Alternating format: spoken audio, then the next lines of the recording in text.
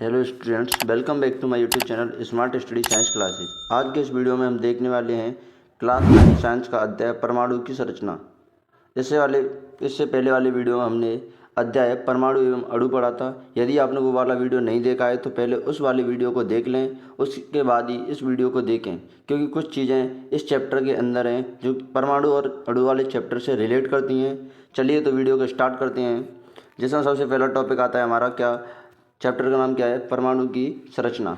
परमाणु की संरचना सबसे पहला टॉपिक आता है हमारा क्या, परमाणु। यानी इससे पहले वाले चैप्टर में भी हमने पढ़ा था परमाणु के बारे में, और इसमें भी थोड़ा सा पढ़ेंगे। अब इससे पहले वाले चैप्टर में हमने परमाणु की परिभाषा के बारे में पढ़ा था। अब हम परमाणु के यानी परमाणु कौन कौन सी कणों से मिलकर बना होता है उसके बारे में पढ़ेंगे। चलिए तो स्टार्ट करते हैं। पहला टॉपिक हमारा परमाणु, यानी इसमें 3 प्रकार के कण उपस्थित होते हैं। इससे पहले वाले अध्याय में हमने पढ़ा था कि परमाणु वह छोटे से छोटा पदार्थ होता है जिसे हम आगे और विभाजित नहीं कर सकते हैं, उसे वो क्या बोलते हैं, परमाणु। अब परमाणु के अंदर 3 प्रकार के कण उपस्थित होते हैं। कौन कौन से होते हैं 3 प्रकार के कण? तो पहला होता है आपका इलेक्ट्रॉन, दूसरा होता है प्रोटॉन जिनको हम कैनाल रे भी कहते हैं, प्रोटॉन को क्या कहते हैं, कैनाल रे, और तीसरा होता है आपका क्या, न्यूट्रॉन। तो अगर हम बात करें इलेक्ट्रॉन के बारे में सबसे पहले, तो इलेक्ट्रॉन क्या होता है, ऋणात्मक आवेश होता है। क्या होता है, ऋणात्मक आवेश होता है, जिसको हम किससे लिखते हैं, ई माइनस से। किससे लिखते हैं, ई माइनस से। अगर इलेक्ट्रॉन की खोज की बात करें तो इलेक्ट्रॉन की खोज जे थॉमसन ने की थी। किसने की थी, जे थॉमसन ने। अगर हम बात करते हैं इलेक्ट्रॉन के अंदर द्रव्यमान कितना होता है, तो इलेक्ट्रॉन का द्रव्यमान होता है आपका 9.1 इंटू 10⁻31 kg। अगर हम बात करें इलेक्ट्रॉन पर आवेश कितना होता है, तो इलेक्ट्रॉन पर आवेश होता है आपका कितना, -1.6 इंटू 10⁻19 कूलाम। कूलाम क्या होता है, आवेश का मात्रक होता है कूलाम। इसी प्रकार हम प्रोटॉन के बारे में बात करें, आप केनाल रे बोलते हैं इनको। प्रोटॉन क्या होता है, धनात्मक कण होता है। जैसे इलेक्ट्रॉन ऋणात्मक कण होता है, वैसे ही जो प्रोटॉन है हमारा वो कैसा कण होता है, धनात्मक, जिसको किससे लिखते हैं हम, पी प्लस से। किससे लिखते हैं, पी प्लस से। अगर इसकी बात करें कि जो प्रोटॉन है इसकी खोज किसने की थी, तो इसकी खोज की थी ई गोल्डस्टीन नामक वैज्ञानिक ने। किसने की थी, ई गोल्डस्टीन नामक वैज्ञानिक ने। अगर हम देखें कि जो हमारा प्रोटॉन है उसके अंदर द्रव्यमान कितना होता है, तो उसका द्रव्यमान होता है 1.67 इंटू 10⁻27 kg। उसके बाद आता है प्रोटॉन पर आवेश कितना होता है, तो +1.6 इंटू 10⁻19 कूलाम। देखो इलेक्ट्रॉन और प्रोटॉन पर जो आवेश होता है वो समान होता है, बट संख्या में समान होता है, लेकिन आवेश के रूप में विपरीत होता है। आप देख सकते हैं कि प्रोटॉन पर जो आवेश है उसके सामने प्लस लगा हुआ है, और जो इलेक्ट्रॉन पर आवेश उसके सामने क्या लगा हुआ है, माइनस। उसके बाद आता है आपका न्यूट्रॉन। तीसरा कण कौन सा होता है परमाणु के अंदर, न्यूट्रॉन। अगर न्यूट्रॉन की बात करें, जैसे इलेक्ट्रॉन ऋणात्मक था, प्रोटॉन धनात्मक है, उसी प्रकार न्यूट्रॉन के ऊपर कोई भी आवेश नहीं होता है। न्यूट्रॉन के ऊपर कोई भी आवेश नहीं होता है। अगर इसकी खोज की बात करें, जो न्यूट्रॉन है उसकी खोज किसने की थी, तो जेम्स चैडविक ने। किसने की थी, जेम्स चैडविक ने न्यूट्रॉन की खोज की थी। अगर हम बात करें जो न्यूट्रॉन है उसके अंदर द्रव्यमान कितना होता है, तो 1.67 इंटू 10⁻27 kg। जो आपका प्रोटॉन और न्यूट्रॉन है उसका द्रव्यमान लगभग बराबर होता है। और आवेश की बात करें तो न्यूट्रॉन पर कोई भी आवेश नहीं होता है, यानी आवेश शून्य होता है। तो ये होते हैं आपके तीनों कण, इलेक्ट्रॉन, प्रोटॉन, न्यूट्रॉन। प्रोटॉन को हम क्या और बोलते हैं, प्रोटॉन को कैनाल किरणें भी बोला जाता है। क्या बोला जाता है, कैनाल किरणें। ये तीनों कण एक परमाणु के अंदर उपस्थित होते हैं। उसके बाद आता है हमारा एक नोट है। नोट क्या है कि प्रोटॉन का द्रव्यमान इलेक्ट्रॉन की अपेक्षा 2000 गुना अधिक होता है। देख सकते हैं आप कि यहाँ पर -31 है और यहाँ पर -27 है, यानी जो अंतर है वो कितने कितने का है, 4 शून्य का, 4 शून्य का अंतर है। यानी इस प्रकार हम कह सकते हैं जो प्रोटॉन का द्रव्यमान है वो इलेक्ट्रॉन की अपेक्षा कितने गुना अधिक होता है, 2000 गुना। जैसे कि मान लें मैंने मान लिया कि किसी भी प्रोटॉन है उसका द्रव्यमान कितना है, कितना है, जो प्रोटॉन का, जैसे मैंने मान लिया कि जो इलेक्ट्रॉन है उसका द्रव्यमान कितना है, मान लीजिए 2 ग्राम। कितना है, 2 ग्राम। तो जो प्रोटॉन का द्रव्यमान होगा वो कितना होगा, इस इलेक्ट्रॉन के 2000 गुना। जो इलेक्ट्रॉन का द्रव्यमान दिया हुआ है उसके कितने होगा, 2000 गुना। यानी 2000 गुना, यानी इसका 2 इंटू 2000 करना पड़ेगा। ये है, यानी ये कितना हो जाएगा, 2 इंटू 2 4000। यानी अगर मान लें किसी इलेक्ट्रॉन पर जो द्रव्यमान है वो 2 ग्राम है, तो प्रोटॉन पर कितना होगा, 4000। इस प्रकार आप देख सकते हैं जो प्रोटॉन का द्रव्यमान है वो इलेक्ट्रॉन की अपेक्षा कितने गुना होता है, 2000 गुना। उसके बाद अगला नोट आता है हमारा, प्रोटॉन पर आवेश इलेक्ट्रॉन के बराबर परंतु विपरीत होता है। जैसा कि अभी आपने ऊपर देखा कि ये देख सकते हैं ये हमारा इलेक्ट्रॉन का आवेश है कितना है, -1.6 × 10⁻⁹ कूलम, और ये हमारा प्रोटॉन का द्रव्यमान कितना है, +1.6 × 10⁻⁻⁹ कूलम। यही बताया गया आपको नोट में कि प्रोटॉन पर आवेश इलेक्ट्रॉन के बराबर होता है। क्या होता है, बराबर, परंतु विपरीत होता है। यानी प्रोटॉन पर तो क्या होता है, प्लस, और इलेक्ट्रॉन पर क्या होता है, माइनस। इसलिए क्या होता है, ये विपरीत होता है। उसके बाद आता है हमारा थॉमसन का परमाणु मॉडल। अब देख सकते हैं जो परमाणु है उसको कई वैज्ञानिकों ने विभिन्न तरीके से समझाया। तो सबसे पहला मॉडल या सबसे पहला उपयोग किसने किया, थॉमसन ने। किसने किया था, थॉमसन ने।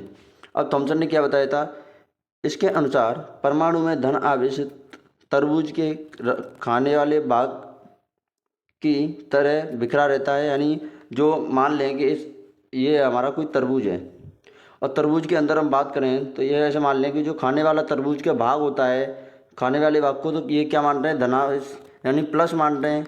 क्या मान रहे हैं, प्लस। और जो बीज होते हैं तरबूज के, जो तरबूज के क्या होते हैं, बीज, तरबूज के बीज होते हैं। जैसे मैंने इन्हें ब्लैक पेन से बना रहा हूँ, जो तरबूज के बीज होते हैं इनको क्या माना था, किसने, थॉमसन ने, इलेक्ट्रॉन। क्या माना था, इलेक्ट्रॉन। यानी थॉमसन का परमाणु मॉडल यही था। उन्होंने एक तरबूज का एग्जाम्पल दिया था, और उसमें उन्होंने बताया था कि जो तरबूज का खाने वाला भाग होता है वो तो होता है धनावेशित, और जो तरबूज के बीज होते हैं उनको क्या माना था इन्होंने, इलेक्ट्रॉन। यही था थॉमसन का परमाणु मॉडल। अब इसके आधार पर कुछ निष्कर्ष निकल के आए थे। इस आधार पर थॉमसन ने निम्न निष्कर्ष निकाले। क्या निष्कर्ष निकाले थॉमसन ने, तो परमाणु धनावेशित गोले का बना होता है। अब देख सकते हैं आप, तरबूज के अंदर जो खाने वाला भाग होता है वो बीजों की अपेक्षा ज़्यादा होता है। तो इन्होंने क्या बताया कि जो परमाणु है वो धनावेशित गोले का बना होता है और इलेक्ट्रॉन उसमें धसे रहते हैं। जिस प्रकार तरबूज के खाने वाले भाग में बीज धसे रहते हैं, उसी प्रकार एक परमाणु के अंदर इलेक्ट्रॉन धसे रहते हैं। क्या धसे रहते हैं, इलेक्ट्रॉन धसे रहते हैं। दूसरा निष्कर्ष क्या था, दूसरा निष्कर्ष था ऋणात्मक और धनात्मक आवेश परमाणु में समान होते हैं, इसलिए परमाणु विद्युत रूप से उदासीन होते हैं। यानी एक कोई भी परमाणु दिया गया हो आपको, जैसे देख सकते हैं आप, सोडियम है हमारा एक परमाणु है, इसको सामान्य तरीके से कैसे लिखते हैं, Na से। तो इसको सामान्य तरीके से Na से लिखा जाता है। इसका कहने का मतलब ये है, जो दूसरा निष्कर्ष निकल के आया था थॉमसन का, उसका कहने का निष्कर्ष ये था कि जो एक परमाणु होता है कोई भी, वो सामान्य रूप से तो क्या होता है, उदासीन। उदासीन का मतलब क्या होता है, उस पर कोई भी आवेश नहीं होता है। आवेश क्या होता है, जीरो। तो एक परमाणु है सामान्य रूप से तो क्या होता है, उदासीन। उदासीन का मतलब होता है किसी भी परमाणु पर आवेश क्या होना, शून्य होना। तो कोई भी परमाणु सामान्य रूप से तो क्या होता है, उदासीन। बट अगर वो इलेक्ट्रॉन निकाल देता है तब तो धनावेशित बन जाता है, और इलेक्ट्रॉन ग्रहण कर लेता है तो क्या बन जाता है, ऋणावेशित। दूसरा निष्कर्ष ये था, जैसा कि आप चित्र में देख सकते हैं, ये चित्र बना हुआ है आपका, तो इसके अंदर आप देख सकते हैं कि जो खाना खाने वाला भाग है, यानी जो माइनस माइनस दिखाई दे रहा है आपको, वो तो क्या है आपका इलेक्ट्रॉन। क्या है, इलेक्ट्रॉन। और ये बाहर वाला भाग दिखाई दे रहा है, ये वाला बिना माइनस वाला, तो ये क्या माना गया है, तरबूज का खाने वाला भाग। और खाने वाला भाग क्या था, धनात्मक आवेश। ये आपका थॉमसन के परमाणु मॉडल का चित्र, और यही आपका थॉमसन का परमाणु मॉडल था। तो अगर आप देख सकते हैं तो इसकी तुलना एक मिठाई और आती है आपकी, प्लम पुडिंग मिठाई। प्लम पुडिंग मिठाई, क्या, कौन सी मिठाई आती है, प्लम पुडिंग। तो इसकी तुलना आप प्लम पुडिंग मिठाई से भी कर सकते हैं, क्योंकि उसके अंदर क्या होता है, जैसे कि अभी इन्होंने बताया कि तरबूज का खाने वाला भाग होता है, वो क्या होता है, धनावेश। और जबकि जो बीज होते हैं वो क्या होते हैं, इलेक्ट्रॉन। तो इसमें भी क्या होता है, जो मिठाई का, जो प्लम पुडिंग मिठाई में जो खाने वाला भाग होता है वो तो क्या होता है, प्लस। और जो बीज लाइक स्ट्रक्चर होती है उसको क्या मानती है, माइनस।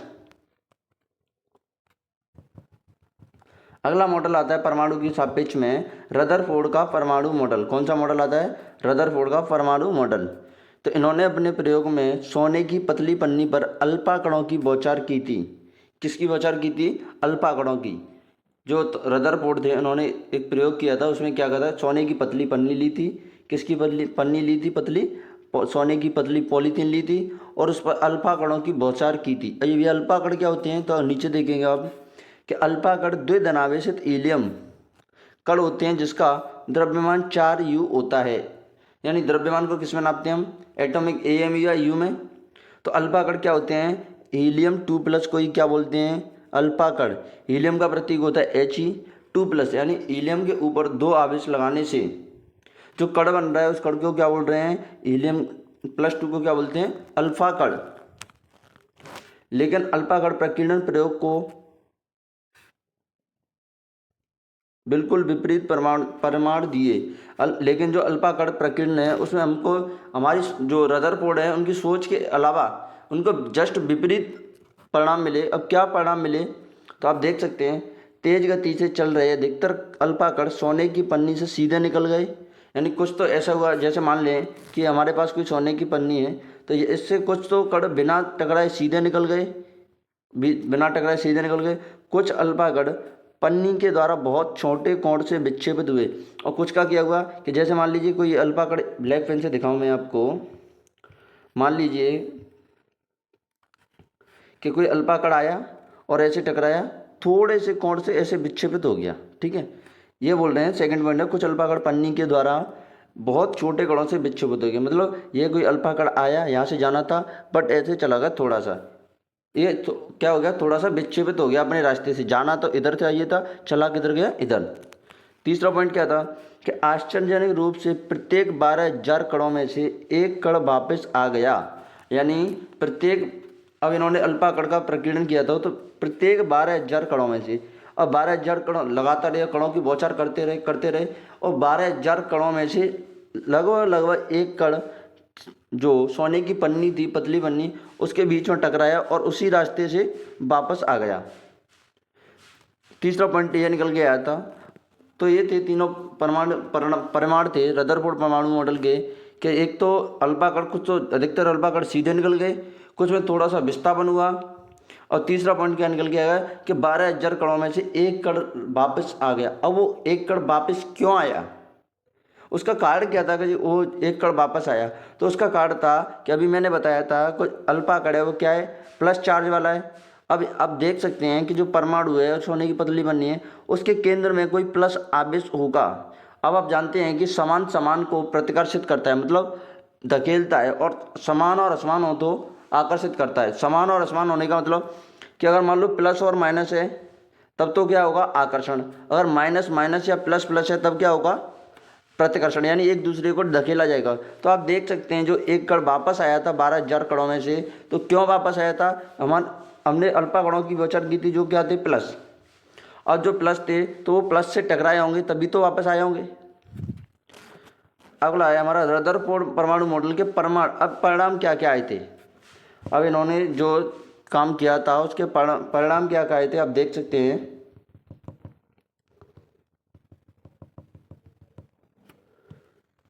पहला परमाणु निकल के आया था कि परमाणु के भीतर का अधिकतर भाग खाली है, क्योंकि अधिकतर अल्फा कण बिना विक्षेपित हुए सीधे निकल गए। यानी पहला परिणाम जो रदरफोर्ड परमाणु मॉडल था उसका पहला परिणाम निकल के आया था कि जो परमाणु है, जैसे मान लें कि मेरे पास ये कोई परमाणु है, जो परमाणु है उसके अंदर का जो अधिकतर भाग होता है वो क्या होता है, खाली। क्यों, ये कैसे पता चला, क्योंकि जब हमने रदरफोर्ड परमाणु मॉडल के अंदर अल्फा कणों की बौछार की थी तो अधिकतर कण क्या निकल गए, तो बिना विक्षेपण के सीधे। तो इससे पहला पॉइंट निकल के आया कि परमाणु के भीतर का अधिकतर भाग क्या होता है, खाली होता है। दूसरा पॉइंट क्या है हमारा, दूसरा पॉइंट है बहुत कम कण अपने मार्ग में विक्षेपित होते हैं, जिससे यह ज्ञात होता है कि परमाणु धनावेशित बहुत कम है। यानी बहुत कण क्या हुए, अपने मार्ग से विक्षेपित हुए। यानी 12,000 कणों में से या 20,000 कणों में से एक कण वापस आया, या 12,000 कणों में 20,000 कणों में से एक कण थोड़ा सा अपने रास्ते से विचलित हुआ, तो उसमें हम कह सकते हैं हमने प्लस कण यानी अल्फा कणों की बौछार की थी, और केंद्र में प्लस कण होगा तभी तो वो प्रतिकर्षित करेगा, यानी एक दूसरे से दूर जाएंगे, यानी विक्षेपण आएगा। तो विक्षेपण किसकी वजह से आया था, जो परमाणु के केंद्र में थोड़ा सा धनावेश था उसकी वजह से। तीसरा पॉइंट क्या निकल के आया था हमारा, तीसरा पॉइंट है, तीसरा परमाणु था बहुत कम अल्फा कण यानी 180 डिग्री कोण पर विक्षेपित हुए थे, जिससे यह संकेत मिलता है कि सोने की पतली पन्नी पर पूर्ण धनावेशित भाग और द्रव्यमान परमाणु के भीतर कम आयतन में सीमित होता है। यानी तीसरे पॉइंट में तीसरा प्रमाण क्या निकल के आया था इस प्रयोग से कि परमाणु जो अल्फा कणों थे उनमें से 180 डिग्री के कोण पर बहुत से कम कोण ही विक्षेपित हुए थे। और इससे ज्ञात हुआ कि जो परमाणु का द्रव्यमान एक छोटे से भाग में केंद्रित होता है, यानी एक परमाणु का द्रव्यमान एक छोटे से भाग में केंद्रित होता है। इस प्रकार मान सकते हैं आप। ये थे रदरफोर्ड परमाणु मॉडल के प्रयोग। अब ये देख सकते हैं आप, इस डायग्राम को आप एनसीईआरटी से भी बना सकते हैं और यहाँ से भी बना सकते हैं। ये आपके रदरफोर्ड परमाणु मॉडल का डायग्राम है। उसके बाद है रदरफोर्ड परमाणु मॉडल के निष्कर्ष। अब इन्होंने इस प्रयोग के द्वारा निष्कर्ष क्या क्या निकाले थे। तो पहला निष्कर्ष था कि परमाणु का केंद्र धनावेशित होता है। कैसा होता है? धनावेशित, यानी परमाणु के केंद्र में क्या होता है? प्लस, जिसे नाभिक कहा जाता है। क्या कहा जाता है? यानी परमाणु का केंद्र धनावेशित होता है, जिसे क्या कहा जाता है? नाभिक। एक परमाणु का लगभग संपूर्ण द्रव्यमान नाभिक में ही होता है। इस बात को रट लें। कोई भी परमाणु है उसका पूरा द्रव्यमान लगभग पूरा द्रव्यमान कहाँ पर होता है? नाभिक के अंदर। कहाँ पर होता है? नाभिक के अंदर। नाभिक किसे बोला जाता है? तो परमाणु का जो धनावेशित केंद्र होता है। जैसे कि मान लें हम, ये मेरे पास कोई परमाणु है, क्या है? यह मेरे पास कोई परमाणु है, ये वाला। तो इसके अंदर मैं छोटा सा प्लस बना दूँ, ये मैंने छोटा सा प्लस बना दिया, तो इसको क्या बोल रहे हैं हम? नाभिक। और इसी के अंदर ही किसी परमाणु का क्या होता है? संपूर्ण द्रव्यमान व्यवस्थित होता है। दूसरा निष्कर्ष था इलेक्ट्रॉन नाभिक के चारों ओर वर्तुलाकार मार्ग में चक्कर लगाता है। इलेक्ट्रॉन क्या करता है? जो वर्तुलाकार मार्ग, यानी ऐसे ही मान लें कि ये हमारा नाभिक है और ये कोई परमाणु है, तो इसके चारों तरफ, यानी नाभिक से बाहर कहाँ घूमता है इलेक्ट्रॉन? नाभिक से बाहर। जैसे कि मान लूँ मैं ब्लैक पेन से अगर इलेक्ट्रॉन लिखूँ यहाँ पर, ये मैं ई बना दूँ यहाँ पर इलेक्ट्रॉन की जगह, ये मैंने ई बना दिया। तो ये वाला ई है वो कहाँ चक्कर लगाता है? इसके चारों ओर। कहाँ पर लगाता है? इसके चारों ओर, नाभिक के चारों ओर। कौन से पथ पर? वर्तुलाकार पथ पर। तीसरा निष्कर्ष निकल के आया था नाभिक का आकार परमाणु के आकार की तुलना में काफ़ी कम होता है। कितना होता है? काफ़ी कम। जैसे कि आप देख सकते हैं नोट में लिखा हुआ है नाभिक की त्रिज्या, या आकार की बात करो, त्रिज्या की बात करो, नाभिक की त्रिज्या कितनी होती है? 10⁻⁻15 मीटर। और परमाणु की त्रिज्या कितनी होती है? 10⁻−10 मीटर से 10⁵ गुना छोटी होती है। यानी जो कि नाभिक की त्रिज्या है वो परमाणु की त्रिज्या से 1,00,000 गुना, 10⁵5 का मतलब क्या होता है? 1,00,000 गुना छोटी होती है। तो नाभिक की त्रिज्या परमाणु की त्रिज्या की अपेक्षा कितनी छोटी होती है? 1,00,000 गुना। अब उसके बाद था हमारा अगला टॉपिक रदरफोर्ड परमाणु मॉडल की कमियां। रदरफोर्ड कमियां, तो इन्होंने कमी क्या थी? रदरफोर्ड परमाणु मॉडल की कमी थी यह परमाणु के स्थायित्व की व्याख्या नहीं कर सके। कहने का मतलब है, अभी इन्होंने बताया था कि जो इलेक्ट्रॉन है वो नाभिक के चारों ओर क्या लगाता है? चक्कर लगाता है। चक्कर लगाता है, कहने का मतलब ऐसे बताया था इन्होंने, जो इलेक्ट्रॉन है वो नाभिक के चारों ओर ऐसे ऐसे चक्कर लगा रहा है। तो इन्होंने कहा था कि जो लास्ट में जो इलेक्ट्रॉन चक्कर लगाता रहेगा तो अंत में इसकी ऊर्जा इतनी कम हो जाएगी कि ये नाभिक में जाके गिर जाएगा। तो यही इनकी व्यवस्था फेल हो गई थी। इन्होंने ये लास्ट में जाके यह बोल दिया कि चक्कर लगाता रहेगा तो इसकी एनर्जी खर्च हो जाएगी, और एनर्जी खर्च हो जाएगी तो लास्ट में जाके नाभिक में गिर जाएगा, जिससे परमाणु अस्थायी हो जाएगा। क्या हो जाएगा? परमाणु अस्थायी, जबकि परमाणु कैसा होता है? स्थायी। इसीलिए इनकी कमी मानी जाती है। जो रदरफोर्ड थे उनकी कमी क्या मानी जाती है? कि जो इन्होंने बताया था कि परमाणु स्थायी नहीं होता है, यानी उन्होंने बोल दिया था कि परमाणु है वो स्थायी नहीं होता, जबकि परमाणु होता क्या है? स्थायी। इसीलिए लिखा गया है कि ये परमाणु के स्थायित्व की व्याख्या नहीं कर सके। फिर इनके बाद आए थे एक और साइंटिस्ट थे, उनका नाम था नील्स बोर। क्या नाम था? Niels Bohr. इन्होंने क्या बताया था कि इलेक्ट्रॉन केवल कुछ निश्चित कक्षाओं में ही चक्कर लगा सकते हैं, जिन्हें इलेक्ट्रॉन की विविक्त कक्षा कहते हैं। जिन्हें इलेक्ट्रॉन की क्या कहते हैं? विविक्त कक्षा या ऊर्जा स्तर कह सकते हैं। आप क्या कह सकते हैं? ऊर्जा स्तर। इलेक्ट्रॉन है वो अपनी निश्चित कक्षा में ही, यानी अपनी लिमिट के अंदर ही चक्कर लगाते हैं, जिन्हें इलेक्ट्रॉन की विविक्त कक्षा या ऊर्जा स्तर कहते हैं। जब इलेक्ट्रॉन इस विविक्त कक्षा में चक्कर लगाते हैं तो उनकी ऊर्जा का विकिरण नहीं होता है। अभी देखो रदरफोर्ड ने क्या बोला था कि जो इलेक्ट्रॉन है वो नाभिक के चारों ऐसे ऐसे चक्कर लगाएगा, ऐसे ऐसे चक्कर लगाएगा तो उसकी एनर्जी खर्च होगी तो लास्ट में क्या गिर जाएगा? नाभिक के अंदर। लेकिन नाभिक के अंदर गिर जाएगा तो उन्होंने बोला परमाणु स्थायी नहीं होता है। जबकि नील्स बोर ने उनकी कमी को दूसरे पॉइंट से दूर कर दिया। क्या कर दिया कि इन्होंने कहा कि इलेक्ट्रॉन चक्कर तो लगाएगा लेकिन अपनी ऊर्जा का विकिरण नहीं करेगा। कहने का मतलब ऊर्जा अपनी खर्च नहीं करेगा। ये इन्होंने रदरफोर्ड की जो कमी थी उसको दूर कर दिया था इस पॉइंट से। अब आप देख सकते हैं कक्ष या ऊर्जा स्तर किसे कहते हैं। जैसे मैं मान लो ये सेंटर में क्या है हमारा प्लस। अब ये हमारा प्लस है तो पहले लाइन है ये वाला, चलो पहला है ये हमारा, तो इसका हमारा क्या होगा प्लस। अब इसका पहला बनाऊँ मैं तो इसको आप नाम दे सकते हो। क्या देखो यहाँ पर नाम क्या दिया गया है के, या तो आप के नाम दे सकते हो या फिर कोई नंबर देना चाहते हो तो n=1 दे सकते हो। इसी प्रकार जो दूसरी कक्षा या दूसरा ऊर्जा स्तर दिखाई दे रहा है उसको आप क्या नाम दे सकते हो, दूसरा ऊर्जा स्तर है इन्होंने नाम दे रखा है L, या फिर आप नाम दे सकते हो n=2। इसी प्रकार तीसरी जो ऊर्जा स्तर है उसको क्या नाम दे सकते हैं M, या फिर n=3। इसी प्रकार जो चौथा ऊर्जा स्तर है उसको क्या नाम दे सकते हैं N, या फिर n=4। ये होते हैं आपके ऊर्जा स्तर। फिर क्या आता है हमारा, फिर आता है परमाणु का द्रव्यमान नाभिक में उपस्थित प्रोटॉन और न्यूट्रॉन के द्रव्यमान के योग के बराबर होता है। इस वाले नोट को आपको रट लेना है। यह नोट आपके आगे आने वाले सभी क्लासों में काम आएगा। यानी परमाणु का द्रव्यमान है वो नाभिक में उपस्थित प्रोटॉन और न्यूट्रॉन के योग के बराबर होता है। अगर कोई पूछ ले आपसे कि किसी भी परमाणु का द्रव्यमान पूछ ले तो आप कुछ मत करना, जो प्रोटॉन है और न्यूट्रॉन है उनको जोड़ देना, ऐड कर देना, और जो आंसर आएगा वही उसी परमाणु का क्या होगा द्रव्यमान। क्या होगा द्रव्यमान। अब विभिन्न कक्षाओं में इलेक्ट्रॉन का वितरण। अभी विभिन्न कक्षा में इलेक्ट्रॉन का वितरण करने का मतलब जैसे मान लें इन कक्षाओं या इसी को आप कक्षा बोलो या ऊर्जा स्तर बोलो, बात एक ही है। या तो आप कक्षाएं बोलो या ऊर्जा स्तर बोलो, बात एक ही है। अब करना क्या है, पहली बात तो सबसे पहले तो आपको ये फॉर्मूला याद रखना है। फॉर्मूला क्या है 2n²। क्या है फॉर्मूला 2n²। 2n। अब n क्या है यहाँ पर, कक्ष बोलो, कक्षा बोलो या ऊर्जा स्तर बोलो। n का मतलब ऊर्जा स्तर। और ऊर्जा स्तर कौन से, अभी मैंने आपको बताया था कि n=1 2 3 4 कौन सा भी हो सकता है। अब आपको इलेक्ट्रॉनों का वितरण करना है, ठीक है। तो अगर हम बात करें n=1 के लिए, यानी पहले कक्ष के अंदर कितने इलेक्ट्रॉन भरे जा सकते हैं। इलेक्ट्रॉनों का वितरण का मतलब किस कक्ष के अंदर कितने इलेक्ट्रॉन वितरण किए जा सकते हैं, यानी भरे जा सकते हैं। तो अगर n=1 रखते हैं तो यानी n=1 का मतलब कौन सी कक्षा हो गई या कौन सा ऊर्जा स्तर हो गया k। तो k के अंदर कितने इलेक्ट्रॉन, अधिकतम कितने इलेक्ट्रॉन जा सकते हैं 2।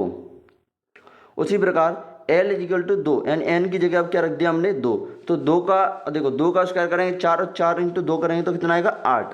यानी जो L ऊर्जा स्तर है या n=2 ऊर्जा स्तर है उसके अंदर अधिकतम कितने इलेक्ट्रॉन भेजे जा सकते हैं 8। उसी प्रकार अगर हम n की जगह 3 रखें तो 3 का वर्ग कितना होता है, 3 का स्क्वायर कितना होगा 9। कितना होगा 9। 9 × 2 करेंगे कितने 18। यानी जो तीसरा कक्ष है, तीसरा ऊर्जा स्तर है उसके अंदर कितने इलेक्ट्रॉन भेजे जा सकते हैं अधिकतम 18 इलेक्ट्रॉन। कितने भेजे जा सकते हैं 18। इसी प्रकार अगर n की जगह हम 4 रखें तो 4 का वर्ग कितना 16। 16 × 2 कितना 32। यानी जो चौथा ऊर्जा स्तर है उसके अंदर अधिकतम कितने इलेक्ट्रॉन भेजे जा सकते हैं 32। तो इसलिए इस फॉर्मूले को आपको याद रखना है 2n²। इसको भी याद रखना है डायरेक्टली, यानी पहले ऊर्जा स्तर के अंदर कितने इलेक्ट्रॉन जा सकते हैं 2, दूसरे के अंदर 8, तीसरे के अंदर 18, चौथे के अंदर 32। यह फॉर्मूला भी आपको याद रखना है 2 8 18 18 32। कितना याद रखना है 2 8 18 32। यह फॉर्मूला भी याद रखना है। यानी पहले कक्ष के अंदर कितने इलेक्ट्रॉन जा सकते हैं अधिकतम 2, दूसरे के अंदर 8, तीसरे के अंदर 18, चौथे के अंदर 32। यह भी फॉर्मूला आपको याद रखना है। उसके बाद आता है आपका, अब देखो वितरण कैसे करना है, वितरण करना कैसे। तो सबसे पहले इसके लिए आपको परमाणु क्रमांक याद होने चाहिए। वितरण करने के लिए आपको परमाणु क्रमांक याद होने चाहिए। अब परमाणु क्रमांक कहाँ से याद करोगे, तो आप मेरे YouTube की प्लेलिस्ट खोल के देख सकते हैं। प्लेलिस्ट में जाकर मिल जाएगी आपको एक वीडियो मिल जाएगी कि 1 से 30 तक परमाणु तत्वों को याद करने की ट्रिक। तो उसी में आपको परमाणु क्रमांक के हिसाब से दिया गया है। तो आप वहाँ से परमाणुओं को नाम के साथ ट्रिक के साथ याद कर सकते हैं और उनके परमाणु क्रमांक की भी याद कर सकते हैं। अगर आपको परमाणु क्रमांक याद नहीं है तो आप इसको नहीं सीख सकते हो कि इलेक्ट्रॉनों का वितरण कैसे होगा। तो सबसे पहले तो आप परमाणु क्रमांकों को याद करके आएँ। इसके बाद हम अगली वीडियो में इलेक्ट्रॉनों के वितरण के बारे में पढ़ेंगे। यदि वीडियो आपको अच्छी लगे तो वीडियो को लाइक करें, चैनल को सब्सक्राइब करें। Thank you.